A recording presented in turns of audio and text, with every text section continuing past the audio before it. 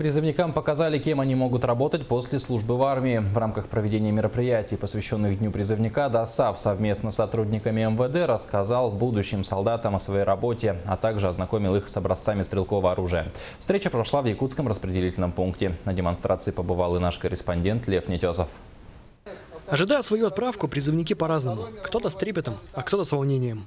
Чтобы скрасить серые дни перед одним из самых главных событий в жизни будущих солдат, представители ДОСААФ совместно с сотрудниками МВД показали ребятам стрелковое оружие, начиная со времен Великой Отечественной войны и заканчивая современными образцами. Цель мероприятия – это пропаганда работы в правоохранительных органах или вооруженных силах Российской Федерации после прохождения срочной службы. Некоторые молодые люди, призвавшись на срочную службу в вооруженные силы Российской Федерации, они, такое бывает периодически, то, что держат оружие только на присяге. И в каждом мужчине сидит маленький ребенок. И вот эти вот все оружие, это как может быть одним из катализаторов для дальнейшей службы в правоохранительных органах.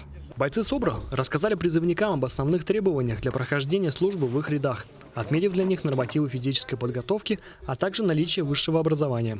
Ну а кинологи о своей службе не только рассказали, но и показали ее на практике, продемонстрировав рабочие моменты и навыки собак. Будущим солдатам привели пример задержания преступника, опознания фигуранта преступления среди подозреваемых лиц по запаху предмета, а также обнаружения оружия в багаже.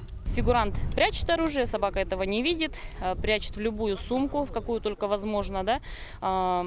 Собака применяется, идентифицирует запах, находит и обозначает. Обозначена она должна обязательно, то есть либо сесть, либо лечь. Тем самым показать своему инструктору, то есть кинологу, о том, что там действительно имеется наличие запаха либо ВВ, либо оружие. В рамках мероприятия по военно-патриотическому воспитанию населения Якутское региональное отделение ДОСААФ совместно с Комитетом по гражданско-патриотическому воспитанию проводит военно-полевые сборы, которые пройдут на этой неделе. В них будут участвовать юноши в возрасте 17 до 18 лет, которые в дальнейшем будут призываться в ряды вооруженных сил России. Лев Нетесов, Василий Слепцов, НВК «Саха», Якутск.